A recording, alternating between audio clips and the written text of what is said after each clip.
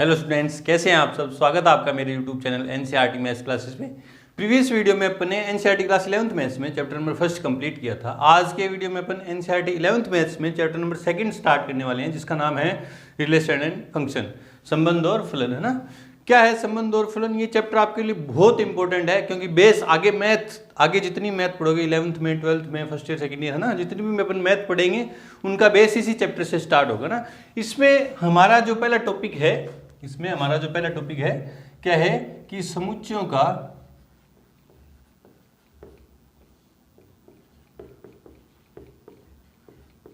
कार्तीय गुणन, मतलब कार्टेशियन प्रोडक्ट ऑफ सेट्स ना। बहुत अच्छा चैप्टर है ये। एक एक चीज आप छोटी छोटी चीजें भी इसको ध्यान से देखते हुए चलेंगे, है ना, नोट करते हुए। बुक अपनी कॉपी में सारी चीजें अपन नोट करेंगे, है ना। पहले इसकी डेफिनेशन क्या कहती है वो देखते हैं कि माना दो अरिक्त समुच्चय।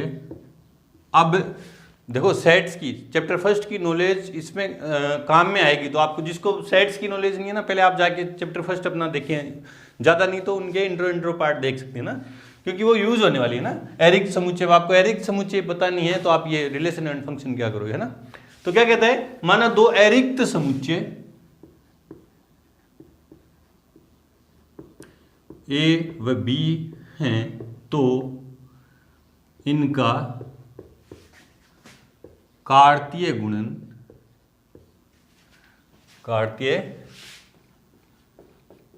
गुणन मतलब कार्टेशियन प्रोडक्ट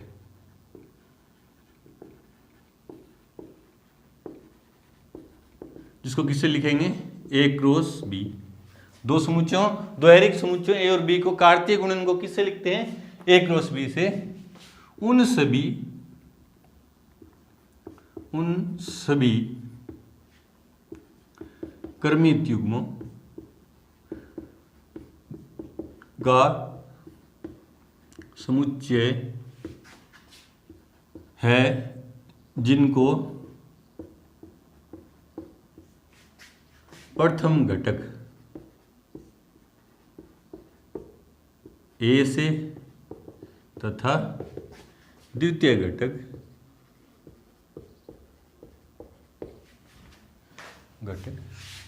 बी से लेकर बनाया जाता है, है ना। ये तो है परिभाषा इसकी। अभी आपके परिभाषा समझ में नहीं कि इसके जस्ट बाद में एग्जांपल आपको कराऊंगा तो पूरी परिभाषा आपके दिमाग में सेट हो जाएगी ना। इसको गणितीय रूप में कैसे लिखते हैं, गणितीय रूप में मैथमेटिकली कैसे लिखेंगे, दो सेट के कार्टेशियन प्रोडक्ट को कैसे लिखेंगे कि ए क्रॉस बी। देखो ए क्रॉस बी, दो समुच्चयों ए और बी है, तो इनका कार्तीय गुणन जिसको किससे लिखते हैं, ए क्रॉस बी से, है ना। उन सभी क्रमित युग्मों का समुच्चय है, मतलब ए क्रॉस बी भी एक क्या होगा, एक सेट होगा। दो समुच्चयों का कार्तीय गुणन भी क्या होगा, एक समुच्चय होगा। कैसा होगा, उसमें क्या होंगे, क्रमित युग्म होंगे। क्या होंगे, क्रमित युग्म। ये क्रमित युग्म है ना, और इसलिए क्रमित युग्म क्यों है अभी मैं आपको जस्ट बताऊंगा ना। उन सभी क्रमित युग्मों का समुच्चय होगा सच दैट कि ए जो है, स्मॉल ए है, वो किससे आएगा, ए से, तथा स्मॉल बी है वो किससे आएगा, कैपिटल बी से, है ना। एग्जाम्पल लेते हैं। मान लो कोई ए सेट है, ए बी सी, व बी कोई सेट है एक्स वाई जेड, है ना। तो इनके कार्तीय गुणन को पहले लिखने के तरीके कौन से हैं, सबसे मतलब ये क्या है ना, आपको जो अच्छा लगे उस तरीके से अपन कर सकते हैं। जैसे पहला तरीका है कि मैं बनाना चाह रहा हूं ए क्रॉस बी, है ना, आंसर में ए क्रॉस बी।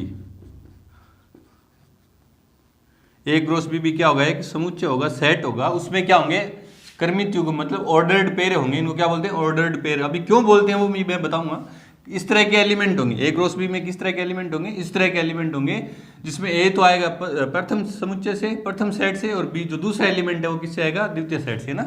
तो अभी देखो प्रथम सेट में कौन से एलिमेंट है, ए बी सी। तो आप इसको लिखने का तरीका क्या है, देखो पहले सेट का जो पहला एलिमेंट है उसको उसके पेयर बना दो दूसरे सेट के सारे एलिमेंट से। देखो पहले सेट के पहले एलिमेंट के दूसरे सेट के सभी एलिमेंट से पेयर बना दो। तो देखो क्या बनेगा, ए का पेयर किससे बनेगा, एक्स के साथ, कोमा फिर ए का पेयर किसके साथ बनेगा, वाई के साथ, फिर कोमा ए का पेयर किसके साथ बनेगा, जेड के साथ। पहले सेट के पहले एलिमेंट का दूसरे सेट के सारे एलिमेंट के साथ पेयर बना दिया। इसी तरह दूसरे एलिमेंट का पहले सेट के दूसरे एलिमेंट का भी दूसरे सेट के सभी एलिमेंट के साथ पेयर बना दो। मतलब बी का पेयर बना दूं एक्स के साथ, बी का पेयर बना दूं वाई के साथ, कोमा बी का पेयर बना दूं जेड के साथ। पहले फिर बचा कौन सा, पहले सेट का सी बचा, इसका भी तीनों के साथ पेयर बना दो। मतलब सी comma X, C comma Y और सी कोमा जेड, है ना। तो आपने क्या देखा, पहले सेट के सारे एलिमेंट के दूसरे सेट के सारे एलिमेंट के साथ पेयर बन गया। देखो ए का एक्स के साथ भी बन गया, ए का वाई के साथ भी बन गया, ए का जेड के साथ भी बन गया, फिर बी का एक्स के साथ बन गया, बी का वाई के साथ बन गया, बी का जेड के साथ बन गया, सी का एक्स के साथ, सी का वाई के साथ और सी का जेड के साथ। मतलब सेट ए के सारे एलिमेंट का सेट बी के सारे एलिमेंट के साथ पेयर बन गया। ये है दो समुच्चय ए व बी का क्या है, कार्तीय गुणन है ना। इसमें आपने देखा ये ए क्रॉस बी एक सेट है जिसमें एलिमेंट कितने, 1 2 3 4 5 6 7 8 9 एलिमेंट है ना। तो आपने 9 के 9 देखो ए क्रॉस बी में जो एलिमेंट होंगे वो पेयर के रूप में एलिमेंट, ये पेयर के रूप में एलिमेंट। आप यूं मत गिनने लग जाना कि ए क्रॉस बी में कितने एलिमेंट है, 1 2 3 4 5 6 18 एलिमेंट गिन दो, नहीं। ए क्रॉस बी में जो ये ऑर्डर्ड पेयर है इसको क्रमित युग्म बोलते हैं, ये एक एलिमेंट है ना। तो इस तरह से कितने एलिमेंट हुए, 9 एलिमेंट हुए। आपने देखा कि हर एलिमेंट का जो पहला घटक है, पहला जो मान है वो किससे बिलोंग कर रहा है, वो सेट ए से। देखो पहला मान किससे, ए भी ए में है, बी भी ए में है और सी भी ए में, पहले सेट से बिलोंग कर रहा है। और दूसरा जो एलिमेंट है, जितने भी ऑर्डर्ड पेयर है इनका दूसरा जो एलिमेंट है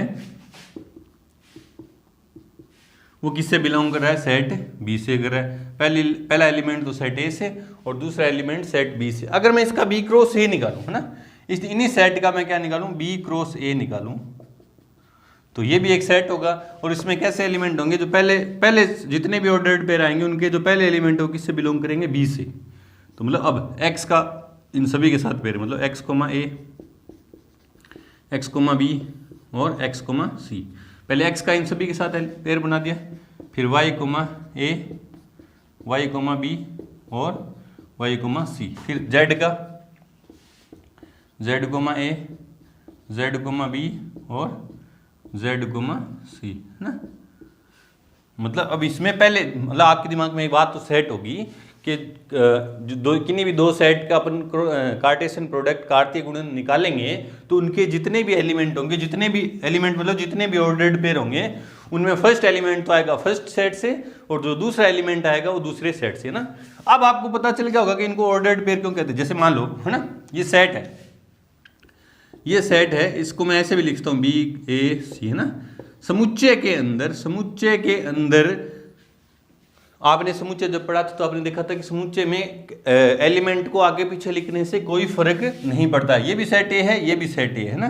लेकिन ये जो ऑर्डर्ड पेयर है इनको अपन अपनी मर्जी से नहीं लिख सकते। जैसे इस ए क्रॉस बी का ऑर्डर्ड पेयर है ए कोमा एक्स है ना, ए कोमा एक्स ये ऑर्डर्ड पेयर है। इसको मैं यूं नहीं लिख सकता कि एक्स कोमा ए, ये क्या हो जाएगा, गलत हो जाएगा। मतलब अब आपके समझ में आ गया कि इनको ऑर्डर्ड पेयर क्रमित युग्म क्यों कहते हैं। क्रमित मतलब क्रम से, युग्म मतलब जोड़ा, क्रम से जोड़ा बन रहा है ना।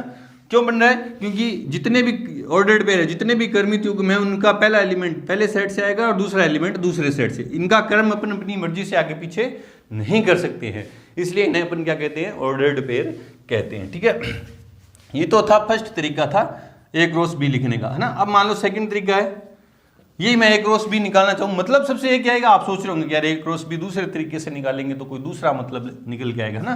मान ये कि ये आएंगे, ऑर्डर्ड पेयर ये कि ये आएंगे, लेकिन आपको जो आसान लगे वो कर लीजिएगा ना। मान लो ये सेट है ए जिसमें एलिमेंट कौन से थे, ए बी सी, और ये दूसरा सेट है बी जिसमें एलिमेंट है एक्स वाई जेड। तो पहले देखो ए किसके साथ पेयर बनाएगा, एक्स के साथ, फिर वाई के साथ और फिर जेड के साथ। तो ए क्रॉस बी में कौन सा एलिमेंट है, ए क्रॉस बी, है ना। पहले कौन सा सेट है, ए है, तो ए क्रॉस बी निकलेगा। तो ए comma X, A comma Y और ए कोमा जेड। फिर बी पेयर बनाएगा किसके साथ, एक्स के साथ, फिर बी वाई के साथ और फिर बी जेड के साथ। तो फिर क्या आएगा, B comma X, B comma Y और बी कोमा जेड। फिर सी बनाएगा पेयर किसके साथ, पहले एक्स के साथ, फिर वाई के साथ और फिर जेड के साथ। तो ये क्या हो जाएगा, सी comma X, C comma Y और सी कोमा जेड, है ना। ये आ गया दो सेट ए और बी का क्या आ गया, क्रॉस प्रोडक्ट आ गया। देखो इसमें सारी वैल्यू है कि A X B A Y A Z, A X A Y A Z, B X B Y B Z, B X B Y B Z, C X C comma X C comma Y C comma Z, C comma X C comma मान। देखो value same आई है। आप ये सोच रहे होंगे कि इस तरीके से कोई और आंसर है, ये काम कहाँ करोगे आप, रफ कॉपी में कर लो या अपनी साइड में जाएं, क्रॉस प्रोडक्ट निकाल रहे हो उसके साइड में लिख दो। एनसीईआरटी कैसे निकालती, देखो अब एनसीईआरटी कैसे ए क्रॉस बी निकालती है। देखो जैसे मुझे निकालना है ए क्रॉस बी, है ना, तो कैसे करती है ये, कैसे बता रखा है इन्होंने कि जो पहला सेट है ना, पहला सेट है उसके एलिमेंट कौन से थे, ए कोमा बी कोमा सी, उनको तो लिखो यूं नीचे से, नीचे लिखो ना, ए कोमा ए बी और सी। और दूसरा जो सेट है उसके एलिमेंट, दूसरा सेट कौन सा है, बी और बी के एलिमेंट यूं क्रम से लिखो ऊपर की तरफ, एक्स वाई जेड। जैसे अपन ग्राफ नहीं खींचते, 10th क्लास में अपने ग्राफ खींचना सीखा है कि इधर तो एक्स एक्स है ना, इधर वाई एक्स, उसी तरह इसने थोड़ा दर्शा, ग्राफ नहीं बोलेंगे, उसी ने बोला है कि पहले सेट के एलिमेंट तो यूं एक्स एक्स के अकॉर्डिंग लिख दो और दूसरे सेट के एलिमेंट यूं वाई एक्स के अकॉर्डिंग लिख दो। तो जहां ये दोनों यहाँ से रेखाएं, काल्पनिक रेखाएं काटेंगी, देखो ये बी से और ये सी से, ये एक्स से, ये वाई से और ये जेड से।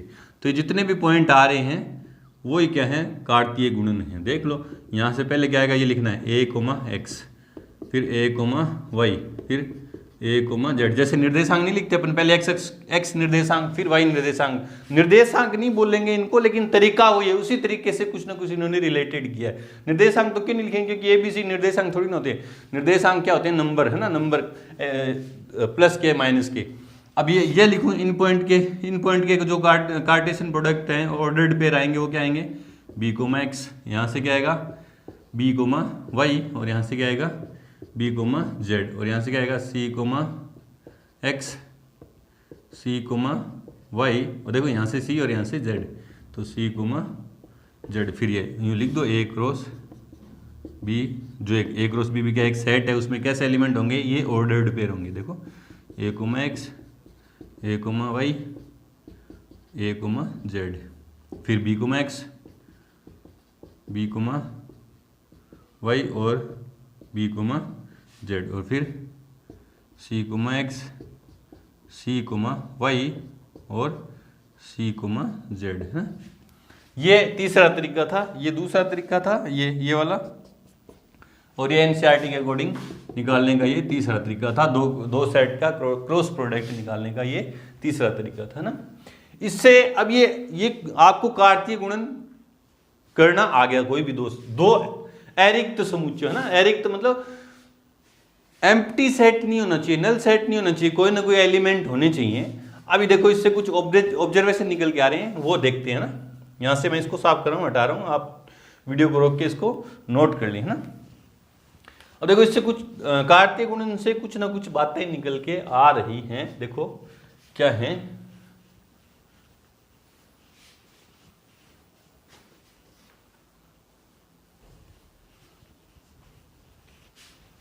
पहली बात देखो, यदि समुच्चय ए या समुच्चय बी में कोई रिक्त समुच्चय है तो ए क्रॉस बी क्या आएगा, फाई आएगा, रिक्त समुच्चय आएगा। बोले सर क्यों, देखो मान लो ए में कोई एलिमेंट है 1 2 3 और बी क्या है फाई है। फाई मतलब कोई सेट है ही नहीं, कोई एलिमेंट है ही नहीं, तो यहाँ पेयर किसके साथ बनाएंगे, ये पेयर कहीं नहीं बनाएंगे, तो कोई पेयर ही नहीं बनेगा तो कोई ऑर्डर्ड पेयर नहीं बनेगा, और कोई ऑर्डर्ड पेयर नहीं बनेगा तो ए क्रॉस बी क्या आएगा, फाई आएगा, है ना। नंबर 2 बात, यदि सेट ए, समुच्चय ए या सेट ए या सेट बी में से कोई एक या दोनों अपरिमित इनफाइनाइट सेट अपरिमित सेट हैं तो ए क्रॉस बी भी अपरिमित होगा, इनफाइनाइट सेट होगा।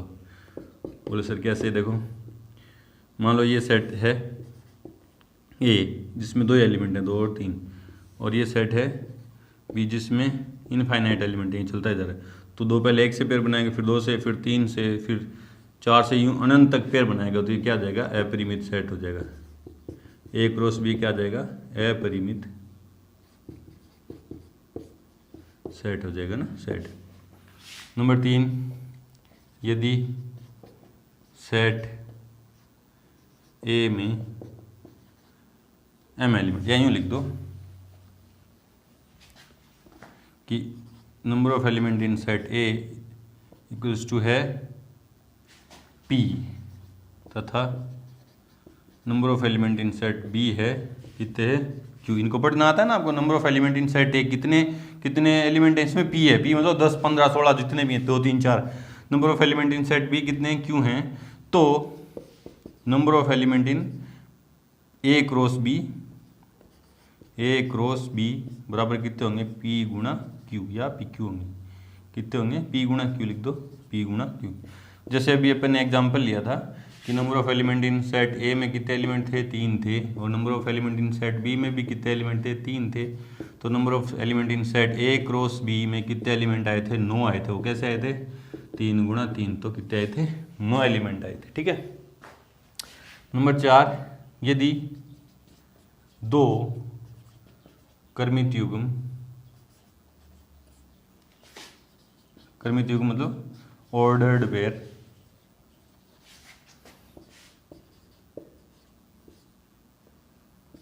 कौन कौन से? ए कॉमा बी तथा एक्स कॉमा वाई समान हैं तो उनके संगत घटक समान होंगे। क्या होंगे? समान होंगे। कैसे होंगे? जैसे मान लो ये 2 ऑर्डर्ड पेयर हैं, ए कोमा बी और एक्स कोमा वाई, दोनों समान हैं। अर्थात देखो समझो, अर्थात क्या है? ए कोमा बी जो ऑर्डर्ड पेयर है वो किसके बराबर है? एक्स कोमा वाई के। ये दोनों तभी समान होंगे जब ए तो किसके बराबर होगा? एक्स के, पहले एलिमेंट पहले के बराबर होगा, और बी किसके बराबर होगा? वाई के, दूसरा एलिमेंट दूसरे के समान होगा, है ना। एक बात हो रहेगी, यदि फर्स्ट बात है, यदि ए कोमा ए हो तो इनका सेट हमें क्या देगा? A X comma Y comma Z such that X comma Y comma Z belongs to क्या होगा? जेड। सॉरी जेड नहीं, ये सारे किससे बिलोंग करेंगे? क्योंकि एक्स भी ए से बिलोंग करेगा, वाई भी ए से बिलोंग करेगा, और जेड भी किससे बिलोंग करेगा? ए से। तो तीनों ही ए से बिलोंग करें। यहाँ 3 सेटों का अगर मतलब कार्तीय गुणन निकालूं तो यहाँ जो ये 3 एलिमेंट का जो पेयर आ रहा है, 3 एलिमेंट का जो जोड़ा आ रहा है, इसको बोलते हैं कर्मित त्रिक बोलते हैं। क्या बोलते हैं? कर्मित त्रिक। ऑर्डर्ड ट्रिपलेट बोलते हैं। 3 एलिमेंट के जो सेट है उसको अपन बोलते हैं ऑर्डर्ड ट्रिपलेट। ठीक है। तो ये बातें आपको ध्यान में रखनी है कि कार्टेशियन प्रोडक्ट निकालते कैसे हैं, तो भी निकालना सीखा आपने, है ना। उनमें से दोनों सेट कैसे होने चाहिए? एरिक्त समुच्चय होने चाहिए, तो मतलब कुछ ना कोई एलिमेंट होने चाहिए। और ये बातें आपको याद रखनी है कि फिर आपने क्या सीखा कि जितने भी ऑर्डर्ड पेयर हैं उनके जो पहले एलिमेंट हैं वो तो पहले सेट से आएंगे, और दूसरे एलिमेंट है वो किस में आएंगे? दूसरे सेट से आएंगे। ठीक है। फिर आपने क्या देखा कि अगर इनमें कोई भी एक जिन भी 2 सेट का अपन कार्टेशियन प्रोडक्ट निकाल रहे हैं उनमें कोई एक या दोनों फाई हैं, रिक्त समुच्चय हैं, तो उनका कार्तीय गुणन भी फाई आएगा। उन दोनों में कोई अपरिमित सेट है तो उनका कार्तीय गुणन भी क्या आएगा? अपरिमित आएगा। कि फिर आपने तीसरी बात क्या देखी कि पहले सेट में मान लो 4 एलिमेंट है, दूसरे सेट में 3 एलिमेंट है, तो उनके कार्टेशियन प्रोडक्ट कार्टेशियन कार्तीय गुणन में कितने एलिमेंट होंगे? 4 गुना 3 तो मतलब 12 होंगे, है ना। और दो ऑर्डर्ड पेयर समान कब होते हैं? जब उनके संगत घटक समान हो। ये मतलब ये दोनों बातें हैं कि अगर उनके संगत घटक समान है तो दोनों ऑर्डर्ड पेयर समान होंगे, पहली बात तो ये। इसका उल्टा, अगर दो ऑर्डर्ड पेयर समान है तो उनके संगत घटक भी क्या होंगे? समान होंगे। और 3 सेटों का अगर अपन कार्तीय गुणन निकालें तो उसका जो एलिमेंट आएगा निकल के, उसको क्या कहते हैं? क्रमित्रिक कहते हैं। ठीक है, करते हैं इसके एग्जाम्पल। उससे पहले वीडियो को रोकें और इनको अच्छे से नोट करें। एग्जाम्पल नंबर फर्स्ट है कि यदि ये एक ऑर्डर्ड पेयर दे दिया, देखो x + 1, y - 2 बराबर है 3, 1, तो x व y के मान ज्ञात करो आंसर में। चूंकि x + 1, y - 2 बराबर है किसके? 3, 1 के। ये दोनों ऑर्डर्ड पेयर हैं, सेट नहीं है। देखो ऑर्डर्ड पेयर में ये वाला ब्रैकेट लगेगा, इसलिए x + 1 बराबर आएगा 3 व y - 2 बराबर आएगा 1। क्यों आएगा? क्योंकि बराबर क्रमित युग्म के संगत घटक समान होते हैं। दो ऑर्डर्ड पेयर अगर समान है, उनका तो पहला एलिमेंट पहले के समान होगा, दूसरा दूसरे के समान होगा। तो एक इधर प्लस में इधर जाएगा तो माइनस में, तो इससे x आएगा 2, और 2 इधर माइनस उधर जाएगा प्लस में, तो 2 + 1 तो जाएंगे 3। ये लो x और y के मान आ गए। ये तो बिल्कुल आसान क्वेश्चन था। क्वेश्चन नंबर 2 है, देखो क्या कह रहा है एग्जाम्पल नंबर 2 कि यदि P है, P सेट है, उसमें एलिमेंट है A B C, 3 एलिमेंट है, और Q कोई सेट है जिसमें कितने एलिमेंट हैं? R, सिर्फ एक ही एलिमेंट है। तो P क्रॉस Q और Q क्रॉस P ज्ञात कीजिए। क्या ये दोनों कार्तीय गुणन समान है?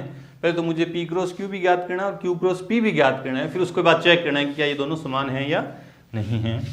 तो पहले आंसर में जो जो चीज़ें देर की होती हैं वो लिखते हैं। चूंकि P मुझे क्या दे दिया? A B C, व Q क्या दे दिया? R, है ना। इसलिए P क्रॉस Q बराबर, अब P क्रॉस Q कैसे निकलेंगे? इसमें ऑर्डर्ड पेयर आएंगे। कैसे आएंगे? कि पहला एलिमेंट पहले से और दूसरा एलिमेंट दूसरे से। अब देखो पहला एलिमेंट किससे लेना? मुझे P से। तो P के पहले एलिमेंट का Q के पहले जितने भी एलिमेंट है उनसे सबसे पेयर बनाऊंगा। तो P का पहले एलिमेंट क्या है? A, उसका पेयर बनाऊंगा R, उसमें एक एलिमेंट है तो सिर्फ R से ही बनेगा। V अपन कैसे गुणा करते हैं? कार्टेशियन प्रोडक्ट, कार्तीय गुणन कैसे निकालते हैं? कि पहले सेट के पहले एलिमेंट का दूसरे सेट के सभी एलिमेंट से पेयर बनाते हैं। तो पहला एलिमेंट A था, उसमें सभी एलिमेंट R ही है, सिर्फ R है तो R से पेयर बना दिया। इसी तरह दूसरे के साथ, दूसरे एलिमेंट का R के साथ पेयर, फिर तीसरे एलिमेंट का R के साथ पेयर। आप चेक कर सकते हो कैसे, क्या आपने ये जो कार्तीय गुणन निकाला है वो सही है क्या? क्या इसमें 3 ही एलिमेंट आएंगे क्या? तो आपको पता है कि P में कितने एलिमेंट हैं? 3 हैं, और Q में कितने एलिमेंट है? 1 है। इनका गुणा करूंगा तो कितने आएंगे? 3 × 3, मतलब P क्रॉस Q में 3 ही एलिमेंट आएंगे। देखो 1 2 3, 3 एलिमेंट है। ठीक है, फिर मैं निकालूंगा Q क्रॉस P। अब पहला एलिमेंट कहाँ से लेंगे? जितने भी ऑर्डर्ड पेयर आएंगे इसमें, Q क्रॉस P एक सेट है और उसमें जो एलिमेंट होंगे वो ऑर्डर्ड पेयर के रूप में होंगे, क्रमित युग्म के रूप में होंगे। और जितने भी क्रमित युग्म हैं उनमें पहला जो सेट है वो पहला एलिमेंट किससे आएगा? Q से, और दूसरा P से। अब पहला एलिमेंट मुझे Q से लेना है, तो Q में कौन है? R है, तो R का पहले पेयर बनाऊंगा A के साथ, फिर R का B के साथ, फिर R का C के साथ, फिर और कोई एलिमेंट है नहीं तो सबके साथ पेयर बन गया। तो 3 एलिमेंट इसमें आएंगे। अब आपको देखना है कि क्या P क्रॉस Q और Q क्रॉस P समान है क्या? ये दो सेट समान कब होंगे? जब इनके एलिमेंट सारे क्या होंगे? समान होंगे। मतलब ये एलिमेंट इसमें किसी के समान होने चाहिए, भी किसी के समान होने चाहिए भी, मतलब तीनों एलिमेंट तीनों के किसी न किसी के समान होने चाहिए। चूंकि यहाँ क्रमित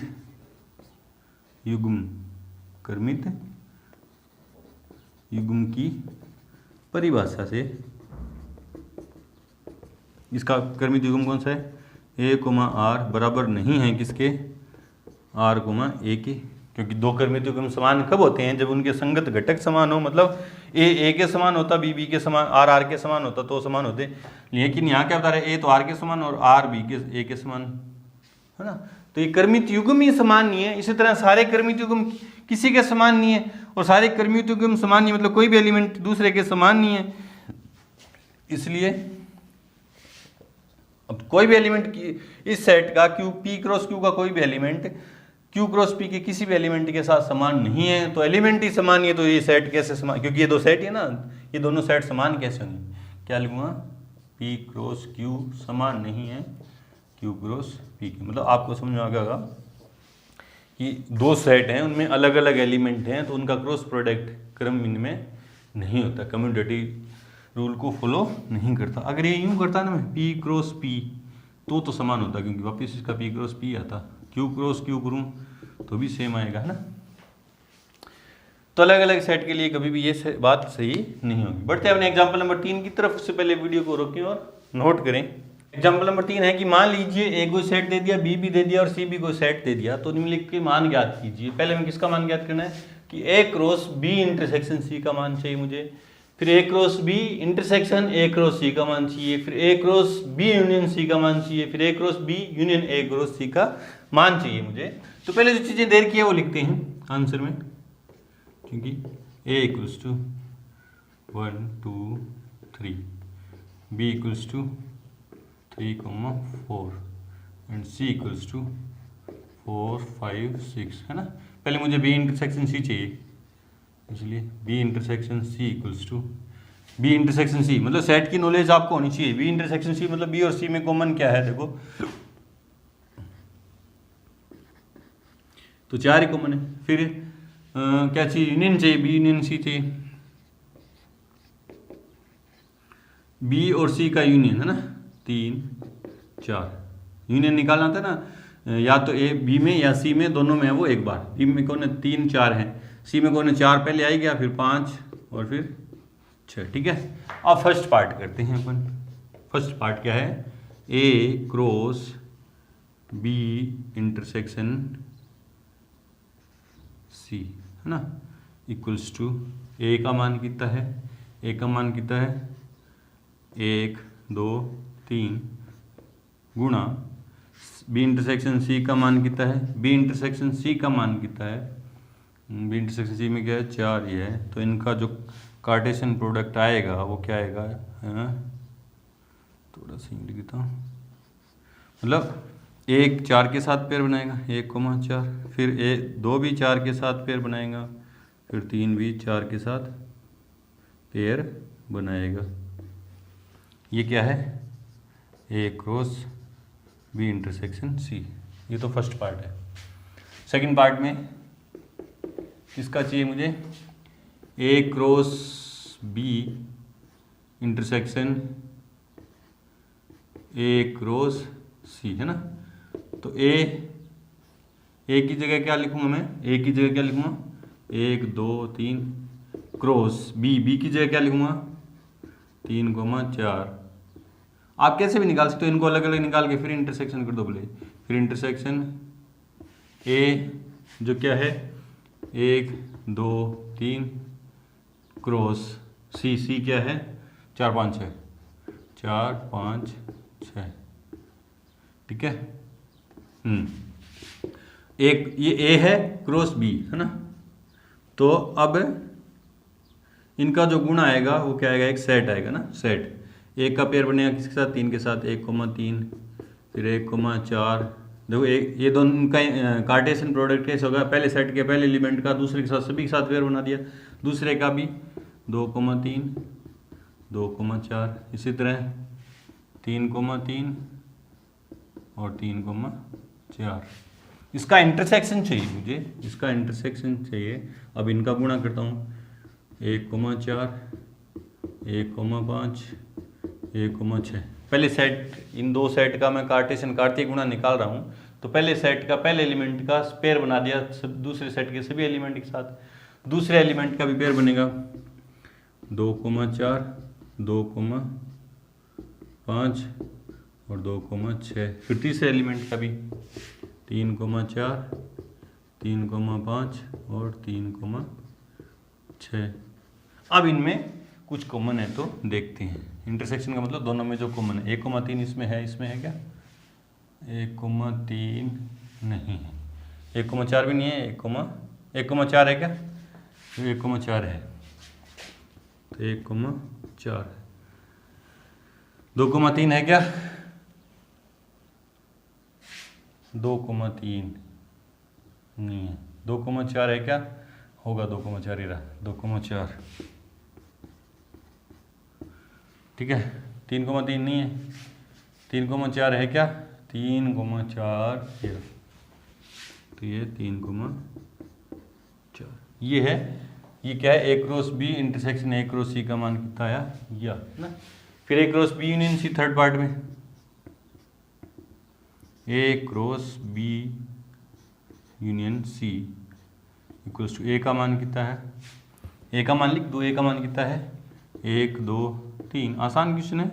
क्रॉस बी यूनियन सी कितना है? बी यूनियन सी मैंने भी निकाला था 3 4 5 6, 3 4 5 और 6। अब लिख दो, पेयर बना दो, एक का पेयर सभी के साथ, तो 1,3 1,4 1,5 1,6। उसी तरह 2 के पेयर 2,3 2,4 2,5 और 2,6। 3 का 3,3 3,4 3,5 और 3,6। ये आ गया ए cross B union C. A cross B A cross C का यूनियन। ए क्रॉस बी कौन सा है? ये रहा। और ए क्रॉस सी कौन सा है? ये रहा। इनका यूनियन आगे फिर आप ये निकाल दोगे। फोर्थ पार्ट जो है ये ए क्रॉस बी, तो ये रहा, देख लो ए क्रॉस बी ये निकाल रखा, ए क्रॉस सी ये रहा। इनका यूनियन आप यहाँ से देख देख के दोबारा लिख दोगे, किसका? A cross B union A cross C का जो मान है वो क्या आएगा? इन दोनों ये सारे लिख देंगे और जो कॉमन एलिमेंट है वो खुद करेंगे ना। ठीक है, बढ़ते हैं हमने एग्जाम्पल नंबर 4 की तरफ। उससे पहले वीडियो को रोकें और नोट करें। एग्जाम्पल नंबर 4 है कि यदि P बराबर दे दिया मुझे जिसमें 2 एलिमेंट है 1,2, तो P क्रॉस P ज्ञात कर दीजिए। मतलब एक सेट का 3 बार कार्टेशियन प्रोडक्ट ज्ञात करना है ना। आंसर में जो चीज़ें दे रखी है वो लिखो पहले, चूंकि P इक्वल्स टू कितना दे रखा है? 1 2 1 2 2 है ना। अब जैसे मैं बोलूँ आपको 3 संख्याओं का गुणा निकालो, 3,4,5 का, तो आप कैसे निकालते हो? या तो पहले इन दोनों को गुणा करके फिर इससे गुणा करते हो, या पहले इन दोनों को गुणा करके इससे गुणा करते हो, या पहले इन दोनों को गुणा करके फिर इससे गुणा करते हो, जो आंसर है ना। तीनों का एक साथ गुणा कैसे निकलेगा? या पहले 2 को गुणा करके जो आंसर है इसको तीसरे के साथ गुणा कर दो, है ना। या फिर लास्ट 2 को गुणा करके जो आंसर है इसको पहले के साथ गुणा कर दो, या पहले और लास्ट को गुणा कर लो और जो आंसर है उसको बीच वाले के साथ गुणा कर दो, है ना। उसी तरह का तरीका सॉरी अपनी यहाँ अपनाएंगे, क्योंकि P cross P equals to, मैं कैसे करूँगा? P cross P into P, है ना। मतलब पहले 2 का गुणा करके फिर उस जो आंसर आएगा उसका गुणा कर दूंगा तीसरे के साथ, है ना। तो P क्रॉस P निकालेंगे ना, P क्रॉस P। अब P पहला भी एलिमेंट P से, या आप यूँ साइड में लिख के देख लो, पहला एलिमेंट ये P ये है, ये रफ कार्य आपके सीधा दिमाग में नहीं आ रहा ना। ये पहला सेट मान लो, ये दूसरा सेट मान लो, तो पहले सेट का पहला एलिमेंट का पेयर बना दो दूसरे के सभी के साथ, 1,2 और 2,1 और 2,2। ये P क्रॉस P निकाल दिया मैंने। इसका फिर प्रोडक्ट करना मुझे P के साथ, और P का मान कितना है? 1,2। देखो क्या किया मैंने, यहाँ P क्रॉस P कर दिया मैंने। ये सेट आया, P क्रॉस P का क्या आएगा? एक सेट आएगा। वो सेट है ये जिसमें एलिमेंट क्या है? ऑर्डर्ड पेयर हैं। और ऑर्डर्ड पेयर किस तरह के हैं? पहला एलिमेंट पहले सेट से और दूसरा एलिमेंट दूसरे सेट से। मैंने देखो रफ कॉपी में, आपके दिमाग नहीं चला तो रफ कॉपी में दोनों सेट लिख लिए। ये पहला सेट मान लिया, ये दूसरा सेट मान लिया। पहले सेट का पहले एलिमेंट का दूसरे के साथ, दोनों के साथ पेयर बना दिए, दो पहले एक का एक के साथ, एक के दो के साथ, फिर 2 का 1 के साथ, 2 का 2 के साथ, और इसका फिर गुणा करूंगा P के साथ, है ना। तो देखो अब ये भी एक सेट है, ये भी एक सेट है, इन दोनों का गुणा करूंगा, क्रॉस प्रोडक्ट कार्टेशियन प्रोडक्ट करूंगा मैं। तो पहले एलिमेंट, ये पहला एलिमेंट है, पहला है ना। इस सेट के, ये जो पहला सेट है तो इसके सारे एलिमेंट पहले सेट के एलिमेंट है और दूसरे सेट के ना। तो अब कैसे करना है मुझे कि पहले सेट के पहले एलिमेंट का दूसरे के सभी के साथ पेयर बनाओ। तो देखो इसमें पहला एलिमेंट क्या है? 1,1 है। इसका पेयर बनाऊंगा मैं किसके साथ? 1 के साथ। फिर 1,1 का पेयर बनाऊंगा उसके साथ, 2 के साथ। फिर 1,1 का इसका, ये तो है क्या इसका, 1,2 का पेयर बनाऊंगा मैं किसके साथ, 1 के साथ, फिर 1,2 का पेयर बनाऊंगा मैं इस 2 के साथ। इस 1,2 का पेयर बनाया पहले 1 के साथ, फिर इसका पेयर बनाया 2 के साथ, फिर इसी तरह इसका 2,1 का पेयर बनाया 1 के साथ, फिर 2,1 का पेयर बनाया 2 के साथ, ठीक है। फिर इसका 2,2 का पेयर बनाया 1 के साथ, फिर 2,2,2, ठीक है। देख लो आप कितने एलिमेंट हो गए, 1 2 3 4 5 6 7 8, इसमें भी 2 एलिमेंट, इसमें भी 2 एलिमेंट, इसमें भी 2, तो 2 × 2 4, 4 × 2 8 एलिमेंट होंगे, तो 8 ही हैं। ऐसे समझ में नहीं आ रहा तो यूँ बोलो ना कि P × P वाला ये सेट था, इसमें कौन सा एलिमेंट है, तो P × P तो निकालना आ गया ना आपको। इसमें 1,1 था, 1,2, 2,1 या 2,2, और फिर P के साथ इसका अपन क्रॉस प्रोडक्ट निकालें, इसमें कौन है 1 और 2, तो पहले ये इसके साथ पेयर बनाएगा, फिर ये इसके साथ, फिर ये पेयर यूँ है ना, फिर ये दोनों के साथ पेयर, फिर ये दोनों के साथ पेयर, तो कितने एलिमेंट होंगे, देखो 2 2 4 2 6 2 8, 8 एलिमेंट होंगे, वो ये कि ये आएंगे। आसान क्वेश्चन था। बढ़ते हैं एग्जाम्पल नंबर 5 की तरफ। उससे पहले वीडियो को रोकें और नोट करें। एग्जाम्पल नंबर 5 है कि यदि आर समस्त वास्तविक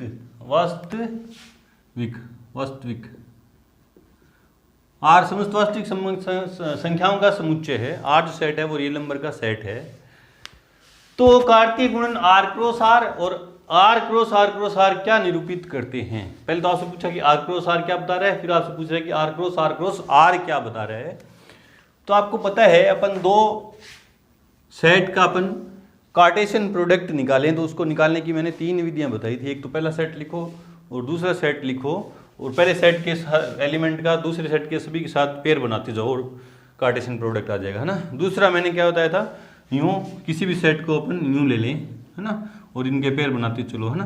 तो ये रियल नंबर का सेट है। अब ये कैसा सेट है, ये रियल नंबर की सेट है, और रियल नंबर कितने होते हैं, अनंत होते हैं, है ना।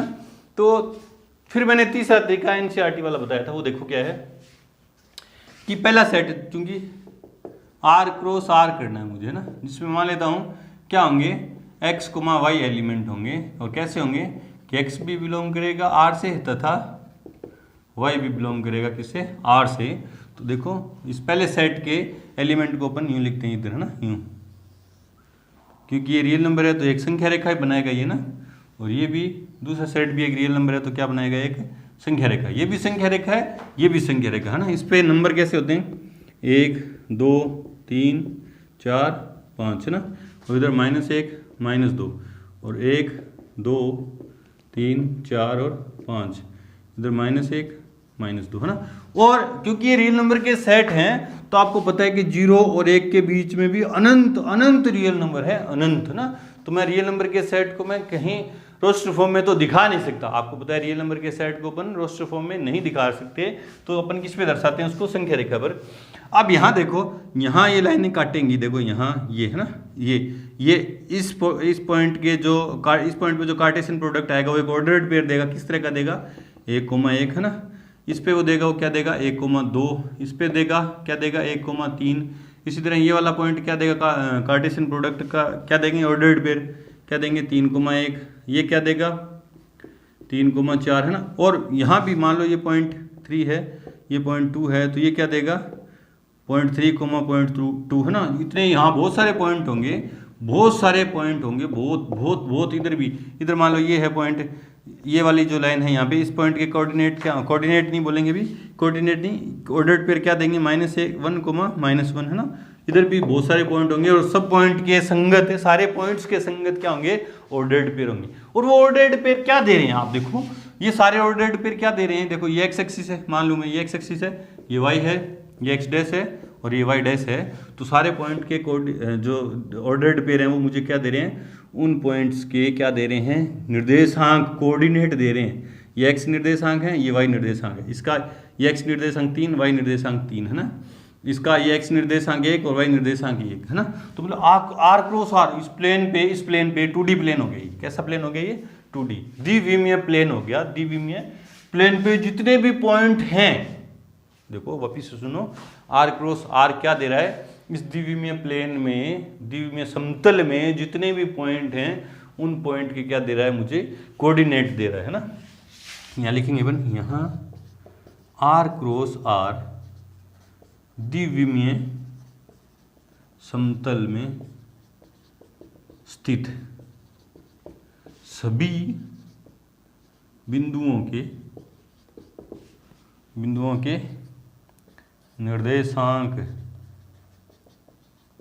दे रहा है। यह आर क्रॉस आर किसको निरूपित करता है? द्विविमीय समतल में स्थित सभी बिंदुओं के निर्देशांकों को प्रदर्शित करता है। तो आर क्रॉस आर क्या दे रहा है मुझे? द्विविमीय समतल में जितने भी पॉइंट हैं उन पॉइंट के संगत सारे क्या देगा? वो ऑर्डर्ड पेयर देगा, और वो ऑर्डर्ड पेयर ही क्या है? उन बिंदुओं के क्या है? निर्देशांक हैं। ठीक है, ये तो था आर क्रॉस आर। अब आर क्रॉस आर की बात करूं तो देखो, क्योंकि आर क्रॉस आर देगा क्या? में कैसे एलिमेंट हो गए, ये एक सेट होगा और उसमें एलिमेंट कैसे होंगे? X comma Y comma Z, और वो कैसे होंगे? X comma Y comma Z, तीनों ही किससे बिलोंग करेंगे? आर से। तो देखो, अब त्रिविमीय निर्देशांक ज्यामिति आपने पढ़ी नहीं, 11th क्लास में अपने आएगी 3D। थोड़ा सा मैं बता देता हूं।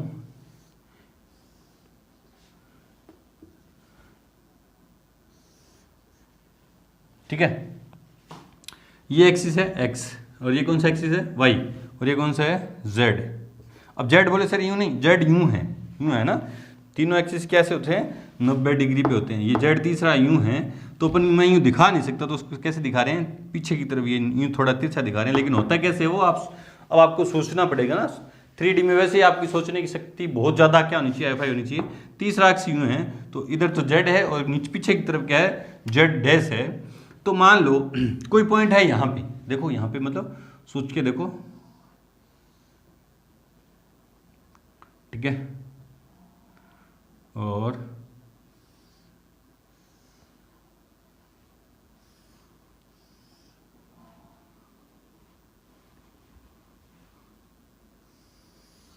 ये जेड है ना।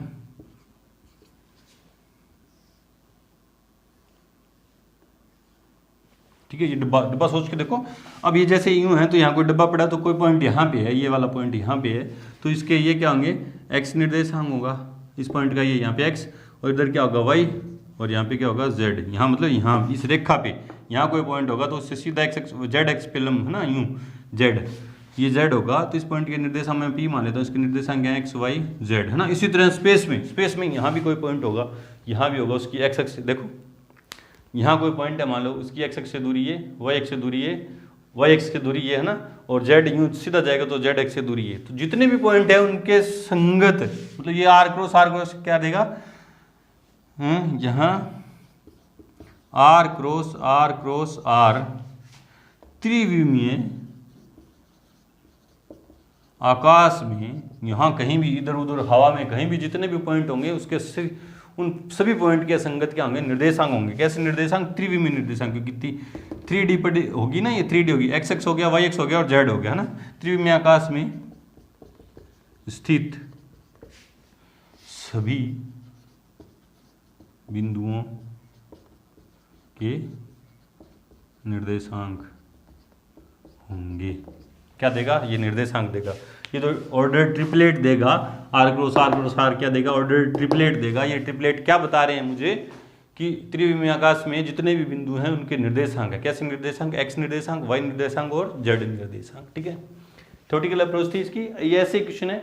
बढ़ते हैं एग्जाम्पल नंबर 6 की तरफ। उससे पहले वीडियो को रोकें और नोट करें। एग्जाम्पल नंबर 6 है कि यदि ए क्रॉस बी आपको दे दिया, ये है ना, ए क्रॉस बी का जो सेट है वो दे दिया आपको, जिसमें कितने एलिमेंट है? 1 2 3 4 एलिमेंट है ए क्रॉस बी में। तो पूछ कर आपसे कि तो ए व बी को ज्ञात कीजिए, मतलब सेट ए को भी ज्ञात करना है कौन कौन से एलिमेंट है, और सेट बी में भी कौन कौन से एलिमेंट है वो ज्ञात करने हमें। तो देखो कैसे करेंगे। आंसर में जो चीज़ दे रखी है वो लिख दो पहले।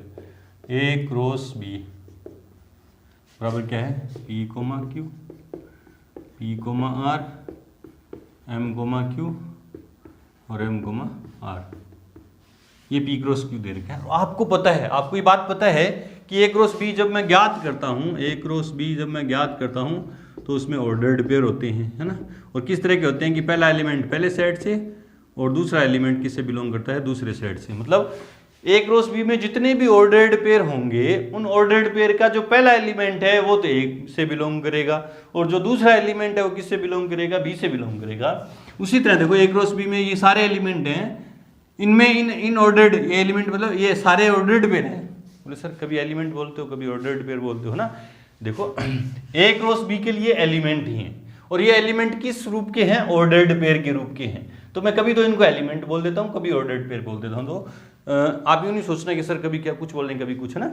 तो ए क्रॉस बी के लिए एलिमेंट हैं ये चारों एलिमेंट हैं और वो चारों एलिमेंट किस फॉर्म में, ऑर्डर्ड पेयर की फॉर्म में हैं। इन चारों ऑर्डर्ड पेयर के जो पहले घटक या पहले एलिमेंट हैं वो तो करेंगे सेट ए से बिलोंग करेंगे और दूसरे किससे करेंगे, सेट बी से बिलोंग करेंगे ना। पहले एलिमेंट कौन है, पी पी एम एम, है ना। इसलिए पी बिलोंग्स टू ए, ये पी भी ए से बिलोंग करेगा और एम बिलोंग्स टू ए। पहले एलिमेंट तो पी, ये पी ए दोबारा नहीं लिखा, और एम एम ये भी एम से बिलोंग करेंगे तथा ए से बिलोंग करेंगे ना। दूसरे एलिमेंट कौन है, क्यू बिलोंग्स टू बी, क्योंकि दूसरा पहले एलिमेंट तो पहले सेट से, तो पी और एम तो ए से बिलोंग करेंगे। दूसरे एलिमेंट दूसरे सेट से, दूसरा सेट कौन है मेरा बी, तो क्यू भी बी से बिलोंग करेगा, आर भी बिलोंग करेगा बी से, क्यू और आर, है ना।